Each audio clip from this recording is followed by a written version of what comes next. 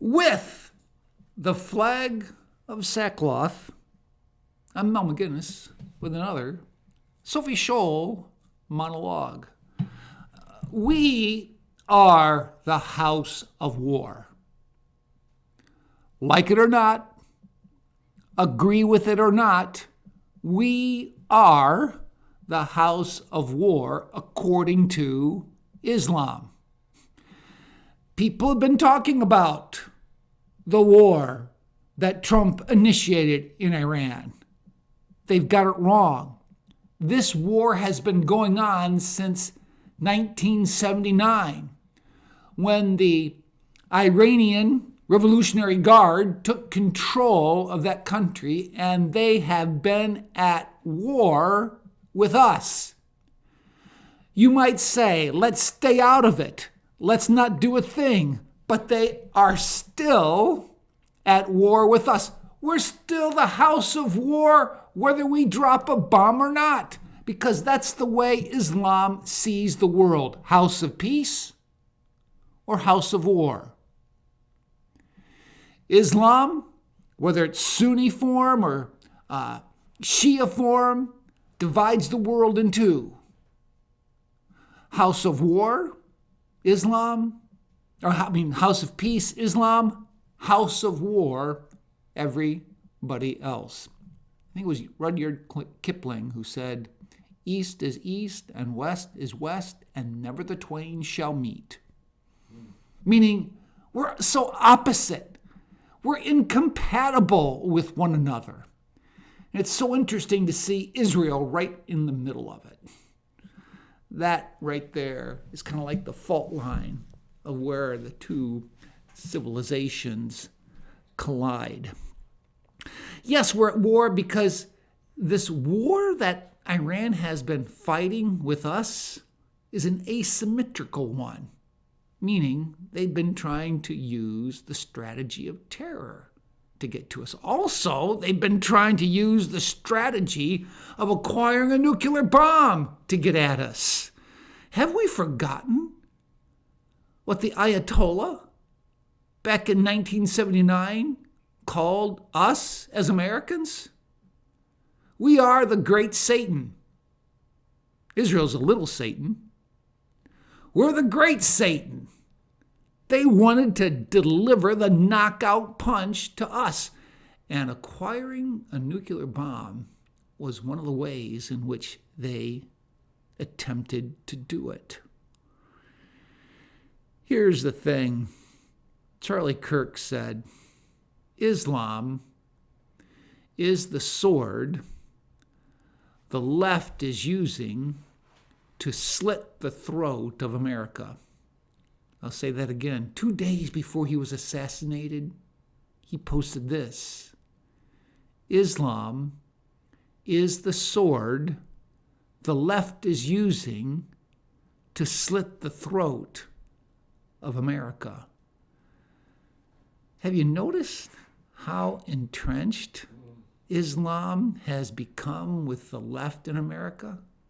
It's practically all leftism combined with Islamism that we see working together in a way that deconstructs what our nation has been about.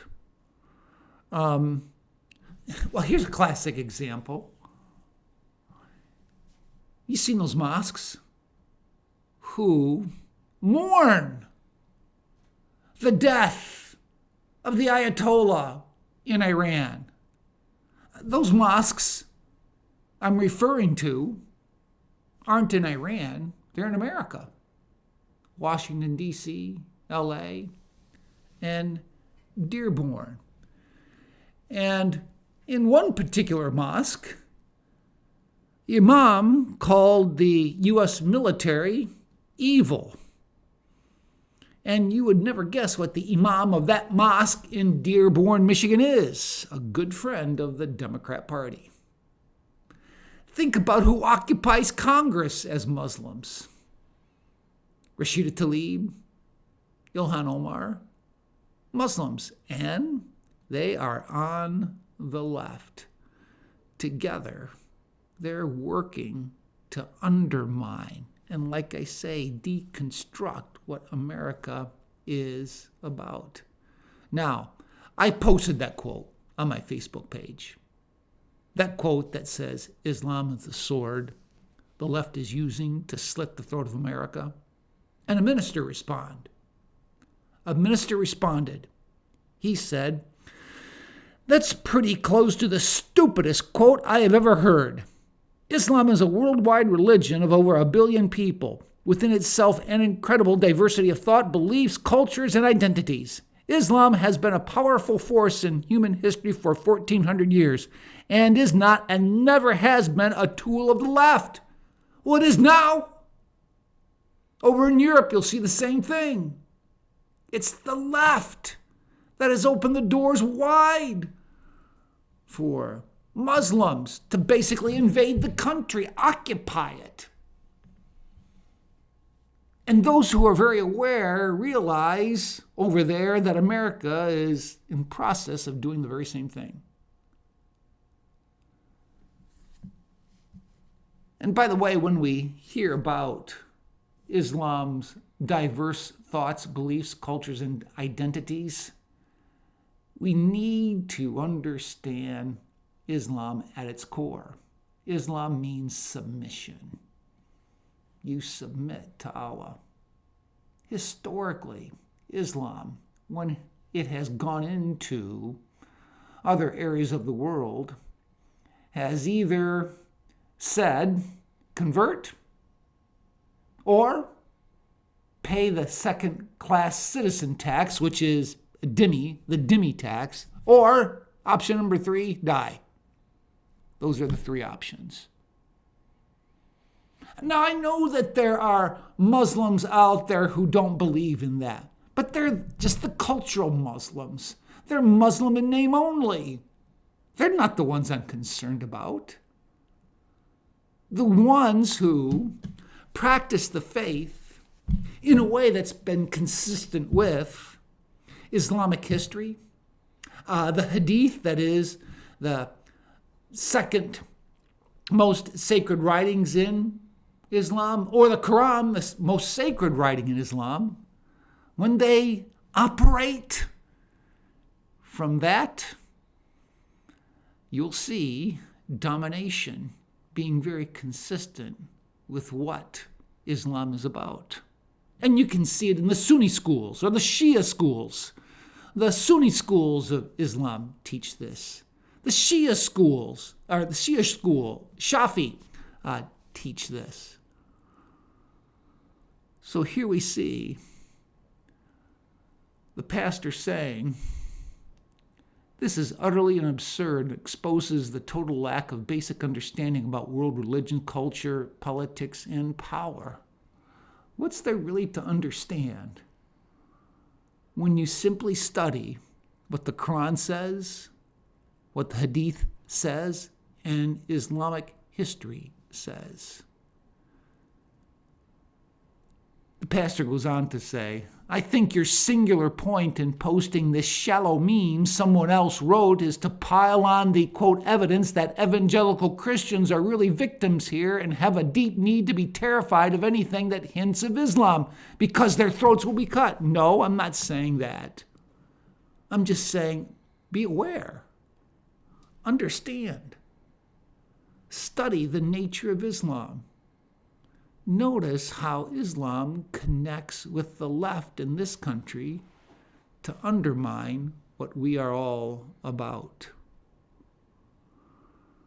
It's interesting, one other person, Robert Spencer, has written on this subject and saying how a social media post from a far-left journalist, Stephen Beschloss, on Twitter, or X, is getting wide circulation after the death of Khomeini. No matter how long I live after we get through this dark chapter, I will never get over the immorality, amorality, the corruption, the criminality, and the cruelty in service to one of the most worst human beings to ever walk the face of the earth. This leftist was not referring to Khomeini, the mass murderer of tens of thousands of his own people. No, this leftist was referring to Donald Trump. But that leftist came in second place, according to Spencer, for the most over-the-top expression of Trump hatred.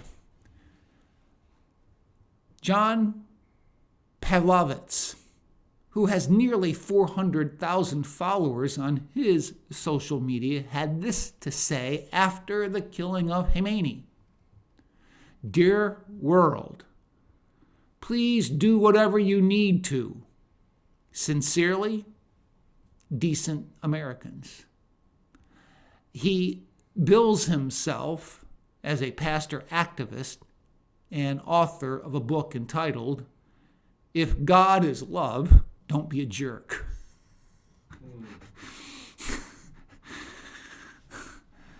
How much more do you have to be a jerk than what Pavlov had to write when he said, "Dear world, please do whatever you need to. Sincerely, decent Americans." Did you know that as the war broke out in the first weekend of the bombing in Iran, there were more people killed on the streets of Chicago than there were U.S. soldiers in the Middle East? Think about that. Chicago, very leftist. Chicago, very friendly to Islam. The left and Islam works together like a sword to slit the throat of America.